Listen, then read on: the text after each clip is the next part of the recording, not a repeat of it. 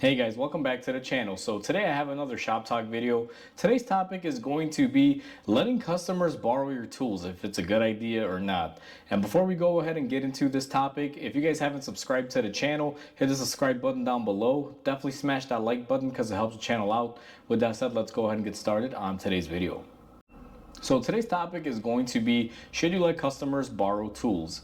Now, I'm going to give you my straightforward answer on this. It's going to be absolutely a freaking no. I never let any customer borrow any of my tools. As a matter of fact, nowadays, no one really borrows my tools because I'm here by myself. There's no other mechanics. Unless I have a buddy of mine that comes in here and says, can I borrow a tool to do something? But they're usually working on their car here in the parking lot or, in my stall, if that is the scenario that's at play. But for a customer that, let's say, either I know them or don't know them, to walk up off the street and just say, hey, can I borrow a tool or can I borrow these tools? It's always a no. Now, I've made this very clear to my customers. There is no tool borrowing whatsoever. When I first opened up my shop, I had an assortment of like some cheap tools that I had bought, like a couple wrenches and ratchets and sockets and things like that. And about the first year that I opened up, if someone came in here and said, hey, I need to use like a wrench, I would just tell them, give me your ID and, take this little cheap set and just bring it back. And throughout the course of the year of doing that, stuff started, like misplaced or broken, and it was a cheap set. I was just, kind of using it for that purpose. I bought this thing early on in my career when I couldn't afford to get the good stuff, and obviously as we progress, we buy better stuff. So it was going to go in the trash either way. But when that set became unusable, I just kind of decided to throw it away and then implement the no borrowing tools policy because, every single time I loaned it out, there was always something. They got them dirty and never returned stuff back in the condition that I gave it into, which was fine, but still, it's kind of annoying. If you borrow something from somebody, make sure you return it back in the same quality condition. Don't just, destroy it or, get it dirty. But here you go, because that's, it's obviously not nice. But either way, so I stopped borrowing tools, but every now and then, even though I would tell my customers, no, I don't really borrow tools, they would still get people coming in like, hey, my battery died. Can I use your jump starter, this and that? Now, for the jump starter, it's really hard to destroy it because it's pretty much destroyed either way. Like, I bang it up and everything myself, so it's pretty beat up. And I remember I would loan that out to people as long as you were somewhere in the vicinity, meaning like a block or two radius. I was never going to give you my jumper pack and for you to take it like 5 miles down the road because your car died. Obviously, that wasn't going to work.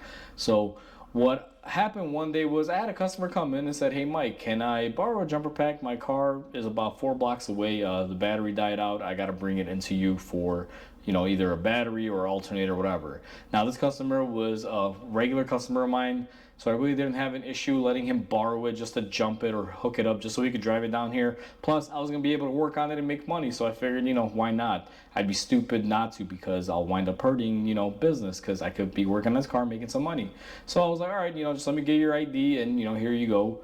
Give it to him, and then, he goes and takes it and, does what he does, and then he brings it back to me. So when he brings back the jumper pack, I take a look at it and I see this thing is pretty beat up. Like the whole front face of it is scratched up, the letters are missing, and my switch that you would normally, crank it on and off for the power, for the boost, it was basically crooked and it would barely turn and was kind of stiff. And I was like, hey, what happened? Like, this wasn't like this when I gave it to you. He's like, oh, it fell off when I was driving the car over. I had to leave it under the hood open, and I hit the brakes really hard because someone cut me off, and it slid off. The car turned off, and, it just kind of, scraped itself.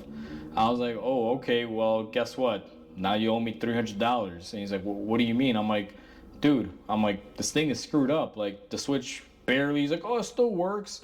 I still hooked it up and it was able to jump. I'm like, listen, there's a difference between something working the way it's supposed to and something working by you suffering to make it work. And I'm like, right now, I don't know how long I have on that switch, but it probably has about 10 more turns of on and off before that switch breaks and I can't even use it. So I'm like, you just buy yourself the world's most expensive jump pack. I'm like, it doesn't matter to me. You give me $300, whatever this thing cost me, and you can take the old one. I really don't care. I don't plan on keeping it. I'm going to go get myself a new one. And then he's like, well, no, it still works. And he was just kind of like debating it. And then right then and there, I was like, listen, man, I'm like, I'm not going to argue with you. I'm like, you borrowed a tool, you broke it, you got to pay for it. And he just looked at me really baffled. And I'm like, okay, let me explain to you this way. I'm like, your car's in here for service. what happens if I leave the door open and scratch it on the lift post and there's a huge dent and scratch on your car? I'm like, what do you expect? He said, well, I expect you to fix it. I'm like, okay, so what happened to my jump pack? And then he was like, he didn't want to admit it, but and then he had to. So after a couple of, I guess you can say, I'm not gonna say heated word exchanges, but a couple of back and forths, he finally looked at me. He's like, all right, you know what, whatever. He's like, how much is it? And I remember looking it up online, and from like the $300 that I had paid for it, it was like 375, and he was not happy. But I showed it to him. We figured out what it would be with tax, and he wound up paying for it. But even getting the payment out of him was a pain because he's like, I only got a credit card. I'm like, well, listen, I have to pay a certain percentage fee to my credit card company when I run your credit card. So you destroyed a tool. I'm not going to just charge you the 370, whatever it was, plus tax. You got to pay a little bit more than that to cover the fees because I'm not going to take a hit on it. And he's like, oh, come on. I'm like, listen, bro. I'm not going to do it. Either go get me cash. Exactly. This is the amount it will cost with tax, or we're going to run this amount on your credit card because you got to pay for your own fees. I'm like, I didn't do this. I'm like, all I did was try to help you out. And here we are today. Like, I've been arguing with you for about half an hour or so. And he's like, you know what, Mike? All right, fine, whatever. He's like, go ahead, like run the card. Did like an extra like $5 or $10 to help compensate for the fees and everything. And then he took his credit card and he's like, I'm getting out of here. Give me my jumper pack. Give me my car keys. And I was like, okay, here you go. I really don't care. I'm not gonna argue with you. And then he's like, I'm so appalled that you would do this to your longtime customer, this and that. And that's when I just flipped out. I'm like, listen, man. I'm like, you take my tool. I was nice. I gave it to you. You destroyed it. And I'm somehow the bad guy because you got to pay for it because you're the one that destroyed it. I'm like, it makes no sense, man. I'm like, if you are that petty and you think that that's going to make me or break me, I'm like, I don't need you as a customer. You can get in your car and leave. I really don't care. Like, I'm not going to argue with you. And he just got in his car, took it and left. Now the story doesn't end there. A couple of days went by, and then the customer came back, and I guess after he had cooled down, which I don't even know why he would get upset for that in the first place. I mean, you caused it. Deal with it. It is what it is. Own up to it. He comes back. He's like, hey, Mike, I want to apologize, this and that. I remember just looking at him like, listen, man, I don't need a headache. I don't need a hassle. I'm like, again, I did you a favor. Whatever happened. I'm like, you take care of it. I know it's not the best thing for you and it sucks, but I'm like, you're going to argue with me on top of that? And then you're going to try to tell me that I do bad work and you don't like me as a mechanic because you're angry at me because it's something that you caused? I'm like, that's uncalled for, man. I'm like, that's a bunch of BS. So this guy apologized. I was heated, this and that. And at the end of the day, whatever. He apologized. He paid for it. He owned up to it. It is what it is. But to avoid situations like this with customers, my rule in my shop is generally no one borrows anything. I mean, I get people coming in here like, I need a jumper. Can you jump my car? And I simply tell them, no, I can't give you my jumper pack. I don't borrow tools. Yeah, I just can't do it. Like, I'm not going to go through that again.